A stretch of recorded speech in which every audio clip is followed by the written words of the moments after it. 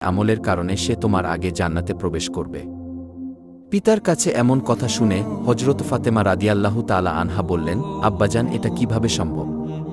আমি জান্নাতের সকল মহিলাদের সর্দারিনী, আমি শেরে খোদা হজরত আলী রাদিয়াল্লাহু তাআলা আনহুর স্ত্রী, আমি জান্নাতি যুবকদের সর্দার হাসান হুসাইনের মা, আমি বিশ্ব নবীর মেয়ে।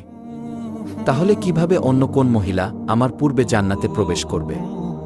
পূর্বে জান্নাতে প্রবেশের আকাঙ্ক্ষা সবারই থাকে, কিন্তু আমার মর্যাদার আগে সে কিভাবে জান্নাতে যেতে পারে? আব্বাজান, দয়া করে আপনি আমাকে সেই কাঠুরিয়ার স্ত্রীর ঠিকানা বলে দিন, আমি স্বচক্ষে দেখে আসতে চাই সে কি এমন আমল করে যা তাকে এত বড় মর্যাদার অধিকারী করেছে এবং যে কারণে সে আমার পূর্বে জান্নাতে প্রবেশ করবে। রাসূল সাল্লাল্লাহু আলাইহিস সালাম তখন তাকে বললেন, ফাতেমা, আজকে তুমি বাড়ি ফিরে যাও। কিছুদিন পরে আমি তোমাকে ডেকে নেব এবং আমি তোমাকে সেই কাঠুরিয়ার স্ত্রীর ঠিকানা বলে দেব। হুজুরে পাক সাল্লাল্লাহু আলাইহিস সালামের এই কথা শোনার পর